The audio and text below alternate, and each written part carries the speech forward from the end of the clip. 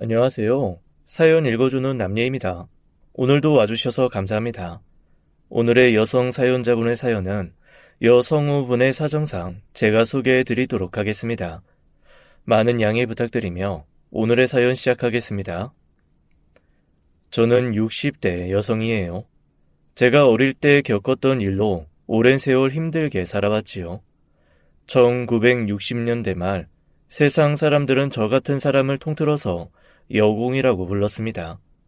시골에 살던 우리의 많은 누나, 누이 동생, 딸들이 무작정 서울로 올라왔지요.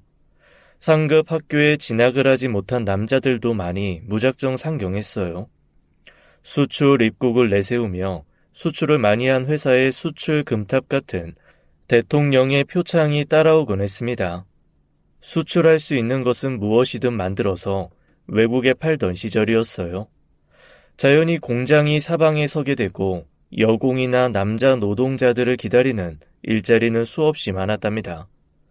올라와서 바로 취직이 되고 기숙사 시설을 갖춘 공장도 많아서 먹고 자고 돈 벌고 하는 일이 가능했어요.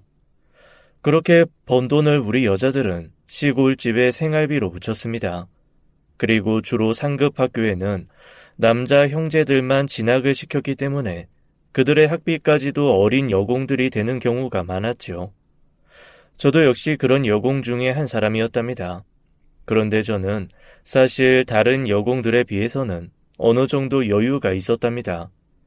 왜냐하면 생활비를 붙이거나 학비를 대야 할 식구들이 없었기 때문이지요. 저는 보육원에서 자라났습니다. 시골의 소도시에 있는 보육원이었는데 요즘은 좀 나이가 더 들어도 보육원에 있게 해주지만 당시는 베이비붐 시대였습니다. 한 반에 90명씩 들어가는 초등학교, 아니 국민학교 교실을 그래서 콩나무 교실이라고 부르게 된 것이랍니다. 저는 보육원의 도움으로 그런 콩나물 교실에서 초등학교만을 마치고 서울로 올라오게 되었지요. 공장의 일자리를 잡는 것은 어렵지 않은 일이었습니다. 신문 하단 광고에 보면 사원 구함이라는 글을 얼마든지 볼 수 있었답니다. 그런데 저는 누구나 들어가는 공장의 면접을 보러 가면서 많이 떨었답니다. 왜냐고요? 저는 사람들이 흔히 말하는 불구자입니다. 왼쪽 다리를 절고 왼쪽 얼굴도 다쳐서 보기 흉하지요. 그러나 두 손은 누구보다도 빠르고 섬세했습니다. 몇 번 회사에 들어가는데 실패하고 나서 한 공장에 입사하게 됐습니다. 그 공장에서 오래 일했어요. 여기저기 공장을 떠돌아다니는 사람도 많았지만 저는 그 공장에 20살이 넘도록 다니고 있었답니다. 미스정, 좀 쉬었다 가요. 점심시간에 왜 일을 해요? 저는 늘 저 같은 사람 회사에서 써주신 게 고맙거든요. 그래서 하나라도 일을 더 하려고 그래요. 걱정 마세요. 저 더 일할 수 있어요. 보육원, 저를 키워준 고마운 곳이죠. 저는 보육원에 맡겨질 당시 아주 어린 나이였어요.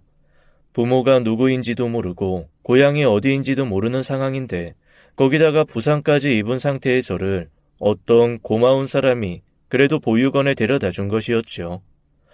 보육원도 어려운 시절이었지만 부상을 심하게 입은 저를 병원에 데려갔고 의사들은 제가 얼마 살지 못할 것이라고들 했답니다. 그리고 제가 발견된 곳이 어느 벼랑 아래인 것으로 보아 거기서 추락했을 가능성이 많다는 것이었어요. 제가 10살이 넘어서 원장님께서 들려준 얘기는 대략 이랬습니다.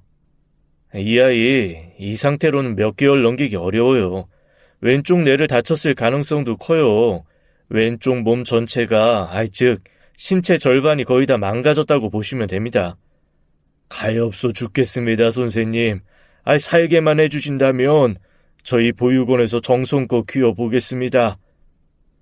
병원에 있어 보았자 해줄 일도 없었고 더 이상 병원비를 대기 어려워 보육원 원장님이 저를 그냥 보육원으로 안고 오셨답니다.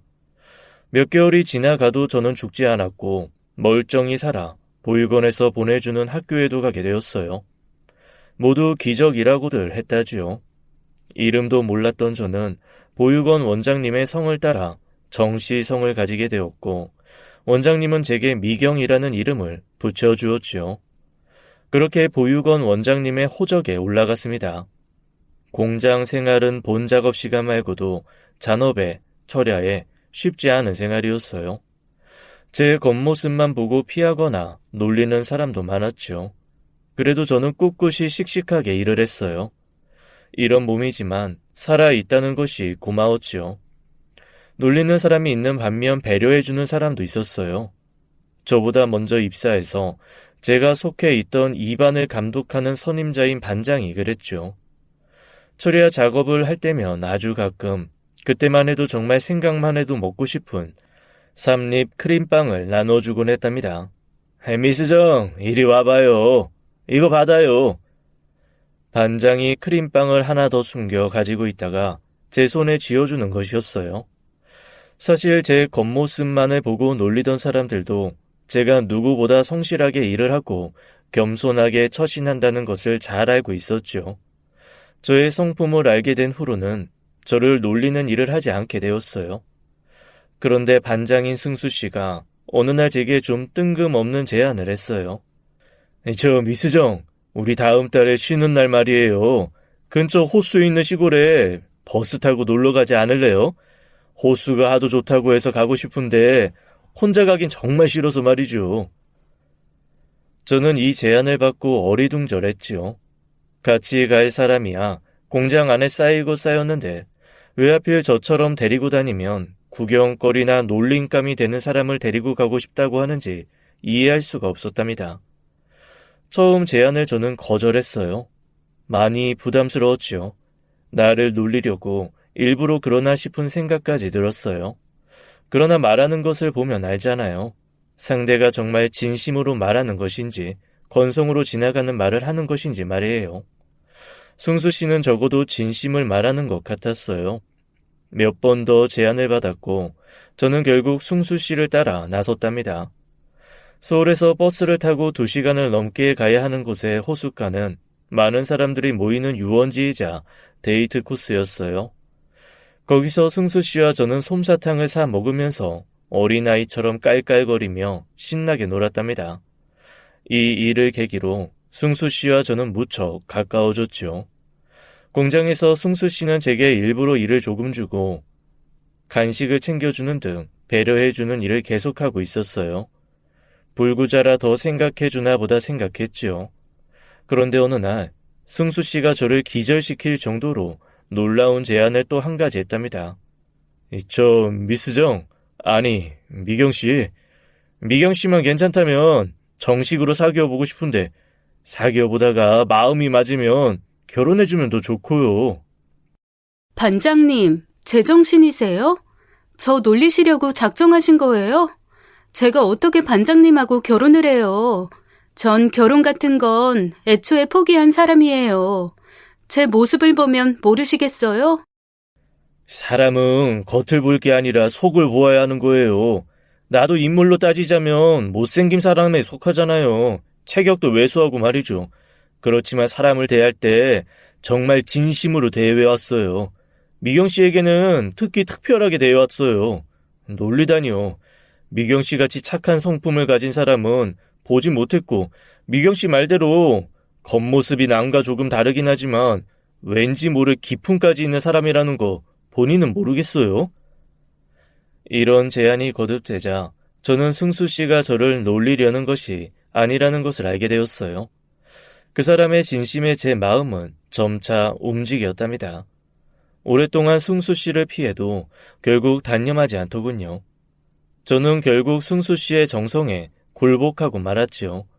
웨딩 드레스도 입지 못하고 공장의 마당에서 조촐하게 치러진 결혼식이었어요. 공장장님이 주례를 서셨고 우리는 그렇게 부부가 되었답니다. 가난하지만 행복한 생활, 그렇게 세월이 흘렀죠. 그런데 그런 행복한 생활 중에 걱정거리가 하나 생겼어요. 다름 아닌 아이가 생기지 않는다는 것이었답니다. 제 몸이 정상이 아니기에 저는 제가 문제가 있어 아이가 안 생기는 것 같아 남편에게 미안했어요. 미안해요. 나 때문에 아이가 안 생기나 봐요. 계속 아이가 안 생기면 어떡하죠? 나 걱정돼서 미칠 것 같아요. 요즘 같으면야 산부인과에 가서 이리저리 검사를 받아보고 문제가 있으면 시술도 받고 하겠죠. 그러나 당시 공장 노동자들의 월급으로는 당장 산부인과에 가서 정밀 검사를 받아보기에도 빠듯했답니다. 그저 기다리는 수밖에 없었어요. 그러던 어느 날 몸에 이상이 생겼다는 것을 저는 알게 되었죠. 작업대에만 앉으면 이상하게 잠이 쏟아지는 거예요. 집에 오면 나른해서 누웠다가 정신을 차려보면 어느새 새벽에 깨어나 있곤 했답니다. 일찍 시집을 간 공장 선배 언니 하나가 저에게 귀띔을 하더라고요. 아무래도 아기가 들어선 것 같다고요. 저는 말만 들어도 뛸 듯이 기뻤어요. 당장 산부인과에 가서 검사를 받았죠. 임신 테스트라는 것이 간단한 일이더군요. 바로 임신 진단을 받았어요. 그리고 걱정과는 달리 태화와 산모가 모두 건강하다는 것이었습니다. 승수 씨는 그야말로 천장을 뚫을 듯이 펄쩍 뛰며 기뻐했어요. 배가 불러오는 10달 사이에도 저는 열심히 일을 했죠. 그리고 무사히 건강한 아들을 낳았답니다. 아이가 태어나던 날 우리 부부는 아이를 안고 눈물을 흘렸죠. 우리 인생의 최대의 보물이 생긴 것이었어요. 아이를 낳으면서 저는 임시로 공장 일을 그만둘 수밖에 없었죠. 아이를 키워야 했으니까요. 아이는 감기 한 번 앓지 않고 건강하게 잘 자라주었고 초등학교에 입학하게 되었어요. 그러던 어느 날 아이가 눈물이 흥건한 얼굴로 집에 들어서더군요. 집이래야 남의 집 문간방의 새들은 방 한 칸이었지만요. 엄마, 나 학교 가기 싫어. 애들이 엄마 불구라고 놀린단 말이야. 엄마 불구자 맞잖아. 아빠도 맨날 허름한 옷이나 입고 공장 다닌다고 부잣집 애들이 놀려. 나 학교 안 갈 거야. 저는 아이의 이야기를 듣고 같이 울고 말았어요.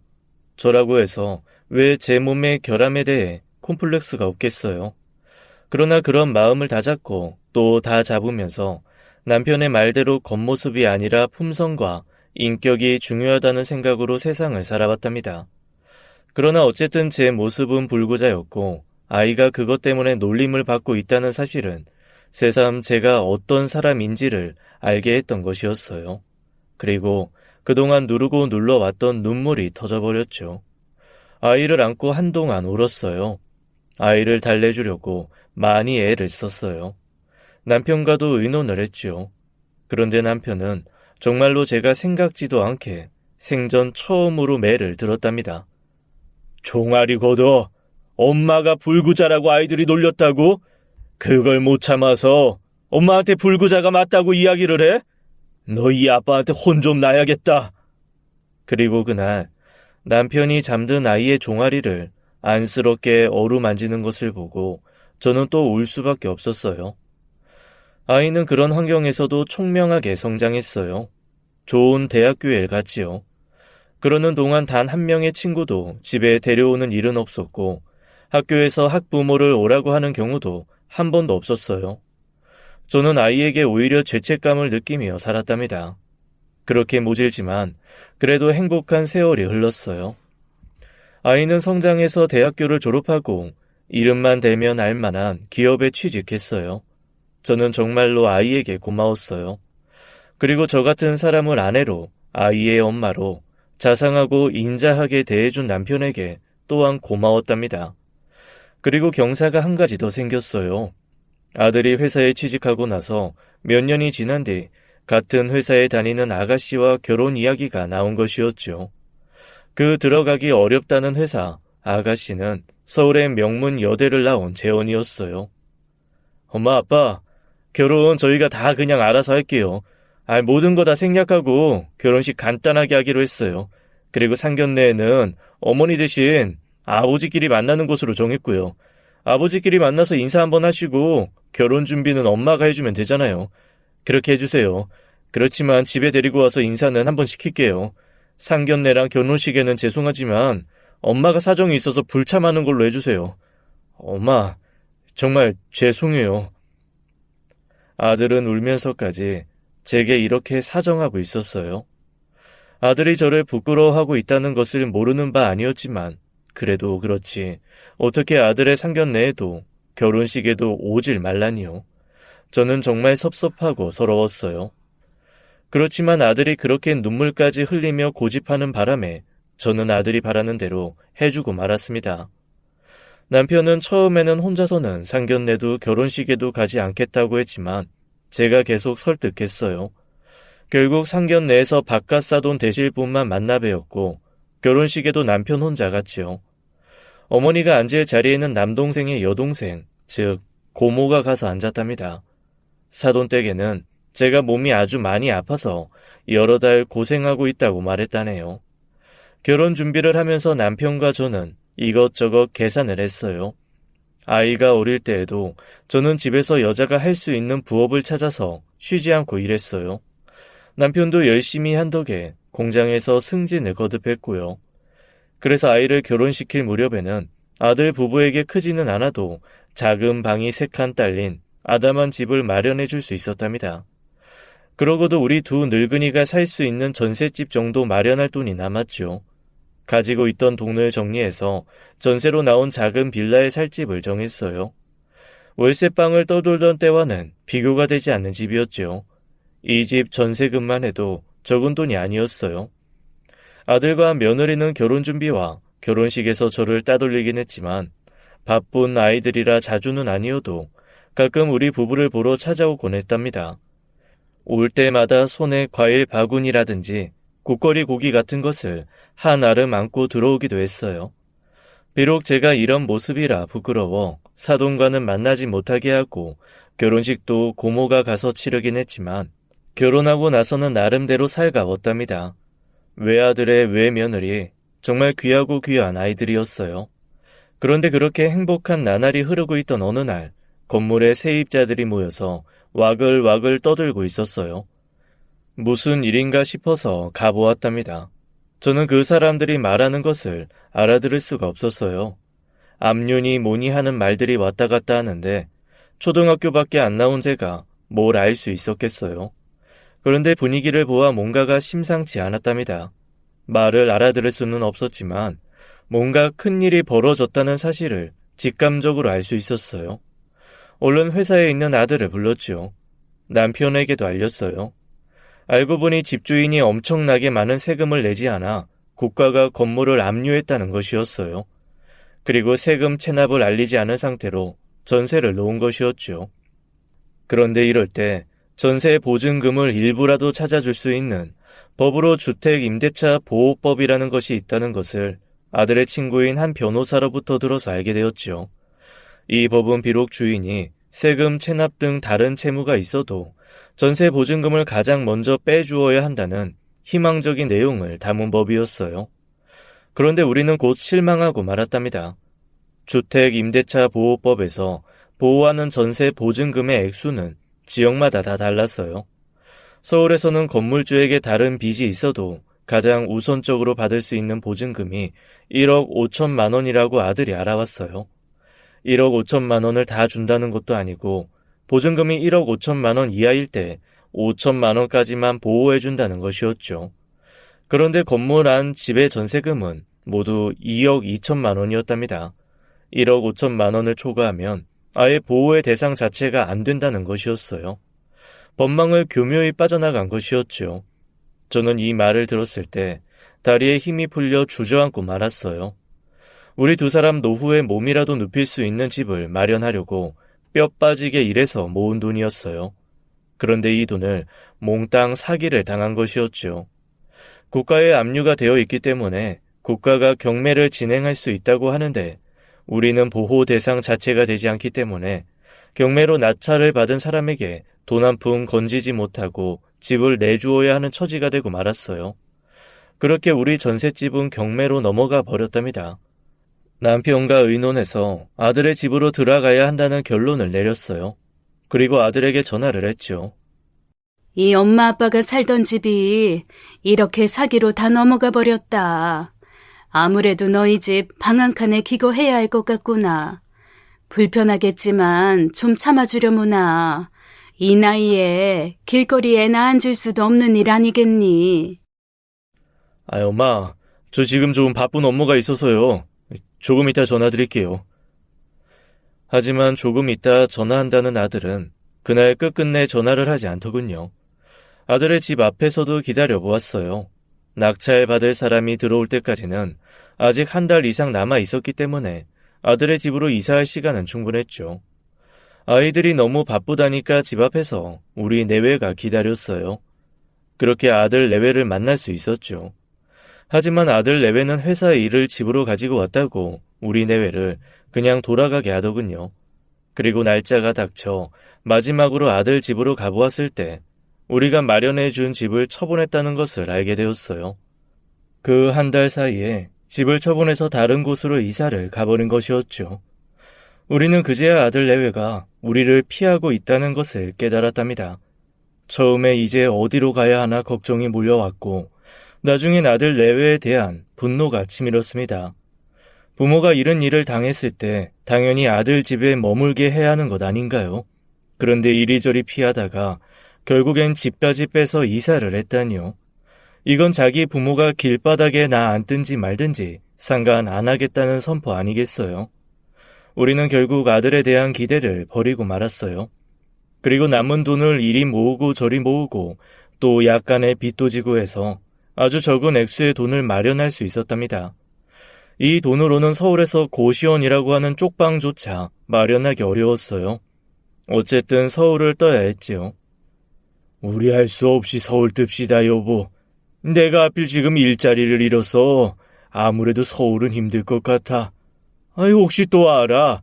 시골에 가면 일할 수 있는 데가 있을지 말이야. 그래요. 우리 지방으로 내려가요. 어디 알아본 곳이라도 있어요? 나는 당신이 조금이라도 편안해하는 곳을 택하고 싶어. 당신이 자란 보육원 있는 곳 말이야. 고향 같은 곳 아닌가? 우리 그쪽으로 가는 게 어때? 지방 소도시라면서. 그러니 쪽방이라도 훨씬 쌀 테고 말이야. 오랫동안 일했던 공장에서 얼마 전에 남편이 일을 그만두었어요. 이제 나이도 있고 하다 보니 자꾸만 실수가 잦아져서 물러나게 된 거였죠. 전세의 사기를 당하기 전까지만 해도 그동안 쉬지 않고 일했으니 한숨 돌리며 잠시 쉬어가자고 했던 터였어요. 하지만 이제는 한숨 돌릴 틈은커녕 우리 두 사람 몸 누일 곳을 하루빨리 찾아야 했어요. 그리고 일도 다시 찾아봐야 했고요. 결국 남편이 생각한 곳은 제 고향이었습니다. 보육원에서 제가 초등학교까지 다녔으니 저에게는 고향 같은 곳이었어요. 멀쩡하게 눈뜨고 코를 베인 서울보다는 당연히 따뜻하게 느껴지는 곳이었죠. 남편 말대로 그곳에 가면 훨씬 더 싼 값으로 쪽방이라도 구할 수 있었어요. 우리는 그렇게 하기로 결정을 했답니다. 두 사람이 살기에는 넓었던 집에 있던 가구들을 웬만한 것들을 모두 버렸어요. 그저 우리가 입을 옷과 펴고 누울 수 있는 이불 한두 채 정도만 남겨두었죠.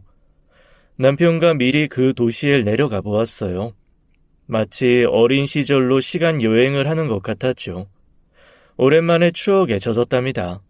이 도시로 내려오기로 결정한 것은 정말 잘한 일이라는 생각이 들었죠. 보육원은 시내에서 좀 떨어진 곳에 있었고 우리는 읍내로 나가서 우리가 기거할 쪽방이라도 있을까 찾아 헤맸죠. 고시원은 새로운 쪽방 문화였어요. 바로 얼마 전까지만 해도 이곳은 젊은 사람들이 잠시 머물러 가는 곳으로만 생각했었죠. 우리가 인생의 황혼에서 이곳에 머물게 될 줄은 어떻게 짐작이나 했겠어요. 하지만 어쨌든 읍내의 한 허름한 건물에 있는 고시원을 찾을 수 있었답니다. 들어가 보았더니 두 사람이 누우면 꽉 차는 정말 쪽방이었어요. 우리는 그중 방 하나를 계약하고 곧 이사를 했지요. 짐이라고 할 만한 것도 없었어요.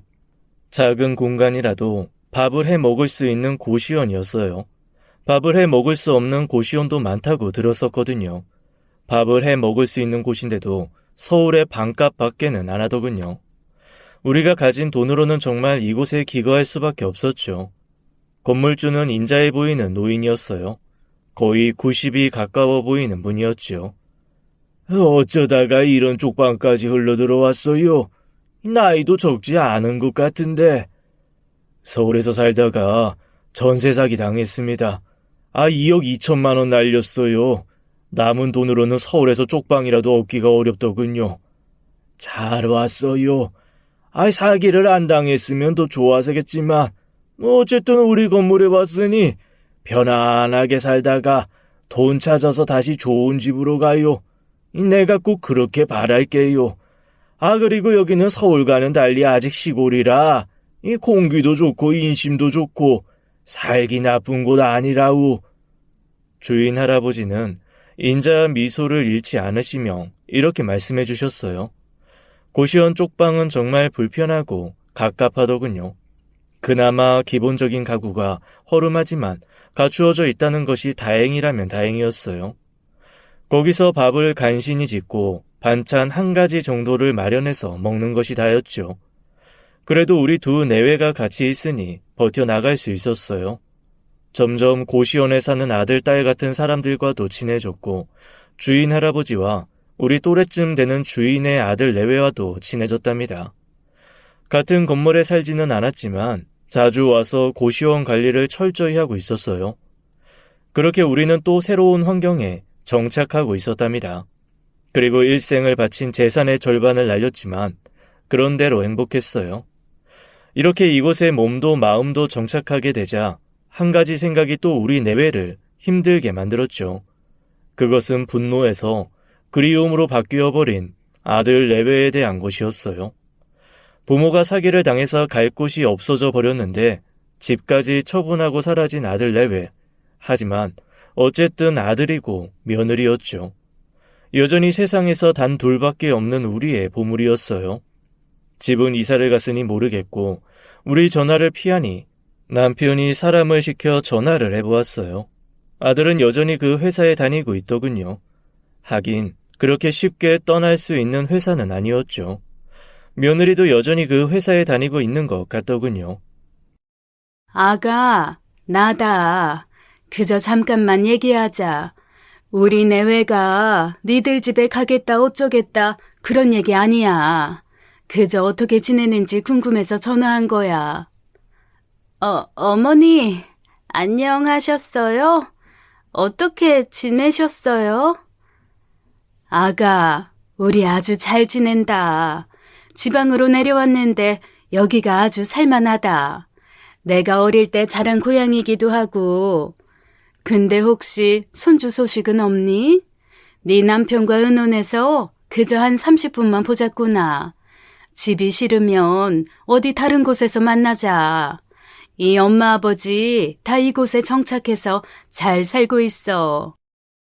아들 며느리가 또 피할까 봐서 이곳에 정착해서 잘 살고 있다는 말을 여러 번 했죠.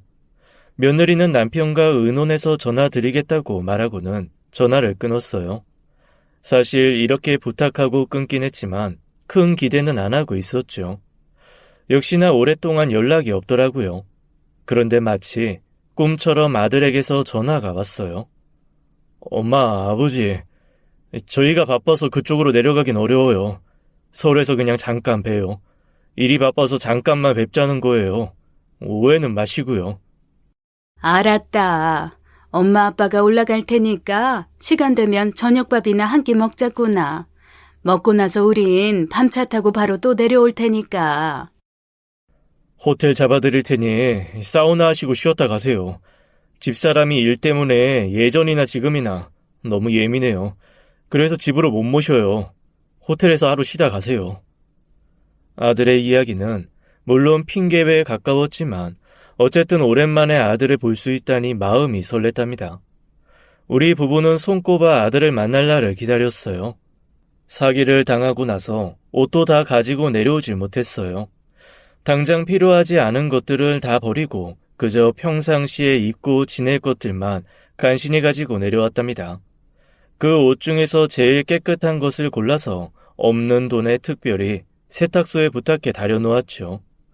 가뜩이나 부모를 그다지 자랑스러워하지 않는 아이인데 옷차림까지 형편없으면 어쩔까 싶어서였지요. 그렇게 오랜만에 아들을 만날 생각을 하면서 한편으로는 한숨이 나왔답니다. 우리가 아이를 키우면서 도대체 어떤 것들을 잘못 가르쳤기에 아이가 자신을 낳고 키운 부모를 겉모습과 경제적 능력에 따라 부끄러워하고 숨기고 하는지 말이에요. 이런 생각을 하니 참 열심히 살았지만 헛살았다 싶은 생각도 들면서 기분이 많이 착잡하더라고요. 요새 무슨 좋은 일 있어? 신이 나서 왔다 갔다 하는 것 같아. 혹시 사기당했다는 돈에서 얼마라도 찾은 거유? 아니요, 찾기는요. 그건 이미 포기했어요. 다름이 아니라 아들을 오랜만에 만나기로 해서요. 그동안 사정이 있어서 오래 못 보았거든요. 며느리랑 같이 만날 건데 자식이 뭔지 오랜만에 만나려니까 그것도 또 준비를 좀 해야 되더라고요. 자식이 제일 만만하기도 하고, 또 세상에서 제일 어렵기도 하지. 아무튼 좋겠수다. 만나서 만난 거 많이 사달라고 하고, 잘 놀다 와요. 드디어 아들을 만나는 날, 우리는 새벽부터 특별히 다려다 놓은 옷을 차려입고 준비를 하고 방을 나섰답니다. 싸느라고 바빠서 남들 다 가지고 있다는 목걸이, 반지 하나가 제대로 없었어요. 그저 어떻게 가지게 된 것인지도 몰라도 어릴 때부터 가지고 있었던 옥으로 된 거북이가 붙어있는 목걸이뿐이었죠. 보육원 원장님께서 잘 간직하라고 하신 물건이었어요. 같은 옥이라도 아주 질이 좋고 비싼 옥이라고 하시면서 부모님을 찾는 단서가 될 수 있다고 하셨었죠. 저는 그런 기대는 아예 없었지만 어쨌든 제가 기억나지 않은 시절부터의 물건이니만큼 소중하게 간직했었죠. 그 목걸이를 꺼내 목에 걸었답니다. 남편도 남루하지만 양복을 깨끗하게 다려입고 집을 나섰어요. 이제들 나가는 거유. 아들 보러 간다더니만 아주 얼굴들이 빛이 나네. 잘들 놀러와요. 네, 그럼 다녀오겠습니다. 인사를 드리고 뒤로 돌아서려는데 건물주 할아버지가 저를 다급하게 불러 세웠어요. 잠깐만요. 서울댁, 나 좀 봅시다. 너무나 날카롭고 놀라는 투의 말이라서 할아버지의 목소리가 아니라 젊은이 목소리처럼 카랑카랑하게 들렸죠. 저는 제가 뭘 잘못했나 싶어서 순간적으로 생각을 가다듬어 보았어요. 문을 안 잠궜나? 아니면 문단속을 제대로 못했나? 순간적으로 생각이 스쳐 지나가는데 건물주 할아버지가 그 카랑카랑한 목소리로 말씀을 계속하는 것이었어요. 서울댁, 그 목걸이 좀 봅시다. 어서요. 얼른 좀 봅시다. 저는 잠시 할 말을 잃고 멍하니 서 있었답니다. 갑자기 그 태고적부터 간직해왔던 목걸이에 대한 말씀을 하셨으니 말이에요. 주인 어른, 이건 왜요? 이건 제가 아주 어릴 적부터 간직해온 물건인데요. 하도 보자고 절실하게까지 재촉을 하셔서 저는 목걸이를 풀어 할아버지에게 드렸죠. 할아버지는 목걸이를 꼼꼼히 보시더라고요. 그러더니 더 놀라운 일이 다음에 일어났어요. 애기씨, 어디 갔다가 이제야 나타나신 거예요? 그리고 그 얼굴과 다리는 또 어떻게 된 거고요? 어쩌다가 그렇게 다치셨어요? 이게 다 무슨 말씀이실까요? 애기씨라니요. 무슨 사극 드라마도 아니고 갑자기 저를 애기씨라고 부르는 사람을 눈앞에서 보게 되다니 꿈인지 생시인지 구별이 가지 않을 정도였어요. 주인 어른, 갑자기 애기씨라뇨. 애기씨, 제가 애기씨를 얼마나 찾아 헤맸는지 아세요? 이 주인 마님을 닮은 아이만 찾아 헤맸는데 그렇게 부상을 당하셨다니 이게 웬일입니까? 이렇게 쪽방에 계시게 될 때까지도 찾지 못하다니요. 그리고 할아버지는 제 이름을 다시 묻고는 저의 진짜 이름을 알려주셨어요. 제 이름은 좋을 서자에 연꽃 연자를 써서 서연이라고 했어요. 혹시 저희 부모님을 아세요? 어떻게요? 저희 부모님과는 어떻게 되시는 사이세요? 그리고 이 목걸이는 어떻게 알아보신 거고요? 저는 질문을 쏟아냈습니다. 건물주 할아버지는 눈을 한번 지그시 감았다가 뜨시고는 저에게 아주 긴 이야기를 해주셨어요. 그리고 듣게 된 이야기는 너무나 놀라웠습니다. 제가 명문 집안의 외동딸이었고 건물주 할아버지가 저희 집안을 대를 이어 모셨었다라는 이야기였어요. 그런데 저를 놀라게 하는 이야기는 그뿐만이 아니었습니다. 어느 날 갑자기 애기씨가 실종되셨어요. 분명히 유모가 모시고 잤는데 일어나 보니 애기씨가 없더라는 것이었습니다. 애기씨가 아직 기억도 못하실 2살 때 정도의 일이에요.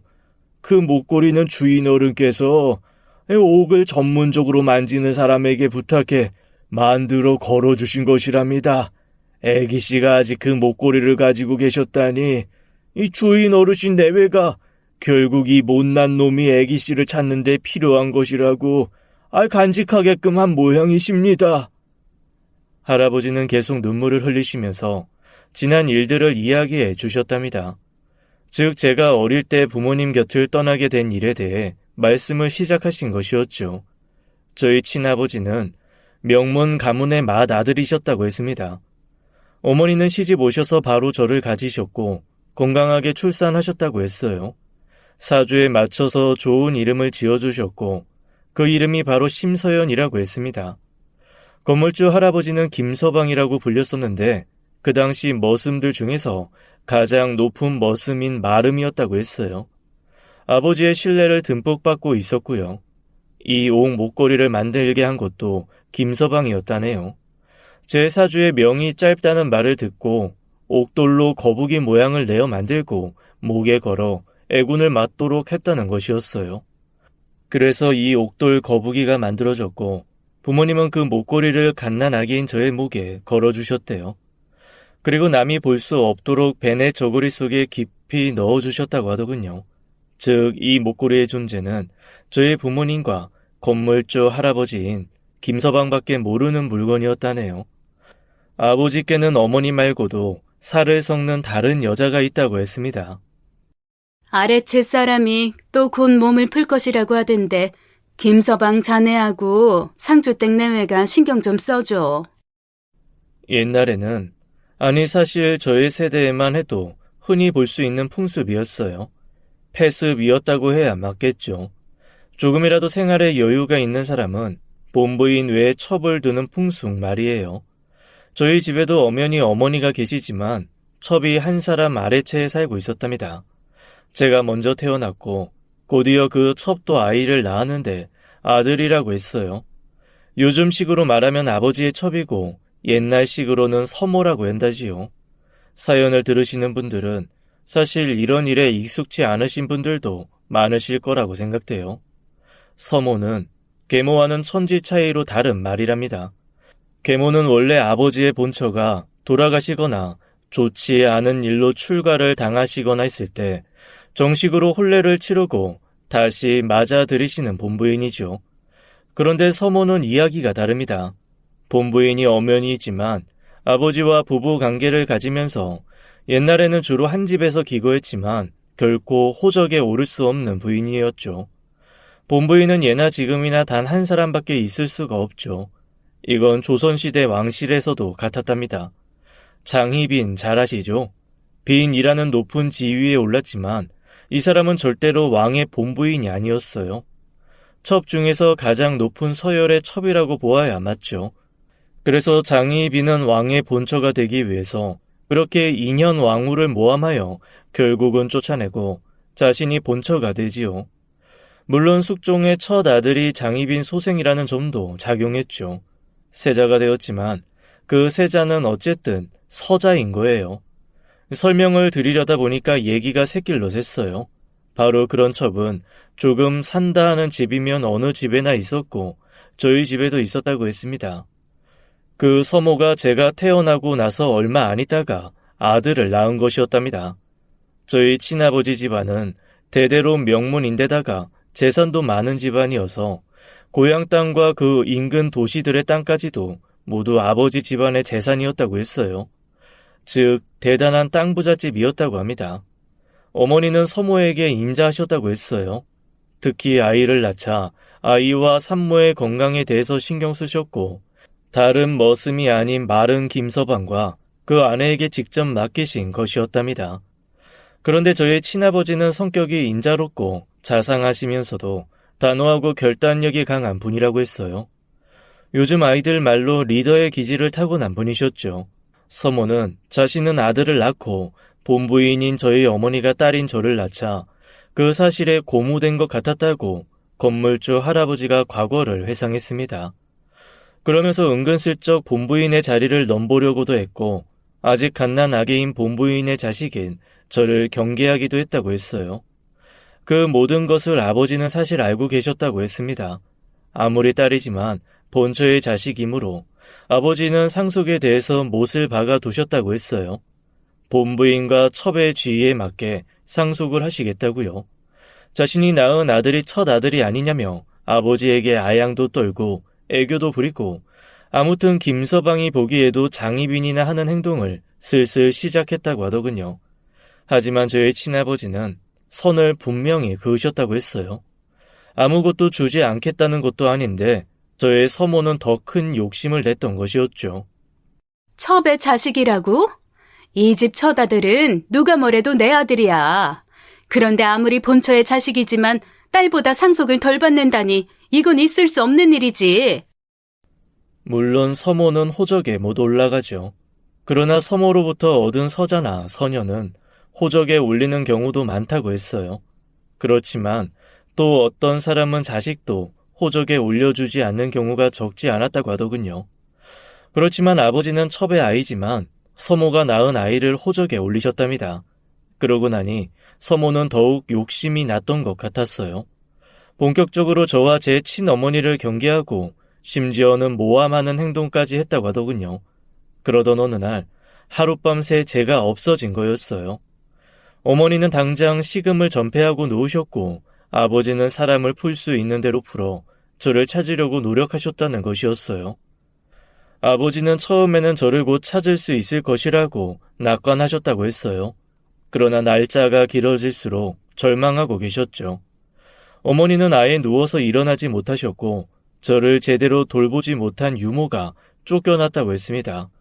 그래서 누워서 일어나지 못하셨던 어머니는 결국 저를 잃어버린 지 약 7년 후에 세상을 뜨셨다는 것이었어요. 아버지는 그래도 저를 찾는 일을 포기하지 않으셨답니다. 간밤에 유모방에서 누군가 아이를 안고 나오는 것을 내가 본 것 같은데 어두워서 그림자만 보이니 누군지 알 수가 있나? 나는 주위 마님이실 수도 있겠다 싶었지. 이 이야기가 아버지에게 전해졌답니다. 아버지는 결국 첩을 의심하기 시작하셨대요. 그러나 증거가 없었죠. 누군가 저를 안고 나왔다는 것을 보았다는 것도 잠결에 화장실에 가려다가 본 것이라 확실치가 않았고 그림자만 보였다고 하니 누구인지 알 수도 없었겠지요. 아버지는 첩과 그 아들을 일단 집에서 내보내시면서 많지 않지만 재산을 조금 떼어주셨다더군요. 첩은 집을 나가면서 죽어라고 저항을 하더랍니다. 자신이 저를 데리고 나간 증거라도 있느냐고 소리소리 지르면서 말이에요. 저를 찾는 일이 계속 늦어지게 되자 아버지도 건강에 타격을 받으실 정도로 낙심하셨다고 했어요. 식사도 제때 하지 않으셨고 잠도 제대로 주무시지 못한 채로 제 이름만 부르셨다고 하더라고요. 그러니까 제가 보육원에서 자라는 동안에도 아버지는 저를 포기하지 않고 계속 찾고 계셨던 거예요. 그 단호하던 결단력과 강한 정신력을 다 잃어버리신 분 같았다고 김서방은 말했습니다. 주인 어르신은 아기 씨를 찾지 못하시자 마음의 병을 얻으셨죠. 밤과 낮에 가리지 않으셨고 항상 바위덩이가 가슴을 짓누르고 있다고 마치 헛것을 보시는 듯 말씀하시곤 했어요. 그게 요즘 말로는 우울증이라고 하는 증세더군요. 이 우울증에 시달리면서 약주를 가까이 하시게 되었죠. 약주에 우울증에 걸린 주인 어르신 몸에도 이상이 왔답니다. 그렇게 저를 찾아 헤매어도 찾지 못하시자 결국 몸에도 돌이킬 수 없는 병을 얻으셨다고 했습니다. 술을 너무 드셔서일까요? 간암 진단을 받으시고 투병하시다가 70세경에 돌아가셨다고 하더군요. 여기까지 듣고 저는 그만 마음 깊은 곳에서 우러나오는 울음을 울지 않을 수 없었답니다. 한 번도 뵌 기억이 없지만 저를 찾아 헤매시다가 돌아가신 아버지를 생각하니 정말 가슴이 메어왔어요. 옆에서 듣고 있던 남편도 어느새 눈물을 흘리고 있었죠. 아버지는 결국 돌아가시면서 키워보지도 못한 딸에 대한 애절함 때문에 마름이었던 김서방에게 모든 재산을 맡기셨다고 했어요. 딸을 찾아서 정당하게 상속을 받게 해달라고 유언을 남기신 것이었죠. 죽었는지 살았는지라도 확인해달라는 말까지 돌아가시면서 덧붙이셨다고 하더군요. 김서방은 바로 아버지의 그 유언을 실현시켜 드리기 위해서 평생을 노력한 사람이었어요. 김서방은 재산을 자신의 이름으로 모두 상속받게 되자 우선 친척들이 반발할 것을 염려하여 자신이 재산을 받은 것을 철저히 비밀로 했다고 했어요. 그래도 어떻게 알아냈는지 친척 중 몇 사람이 김서방을 상대로 소송을 하기도 했답니다.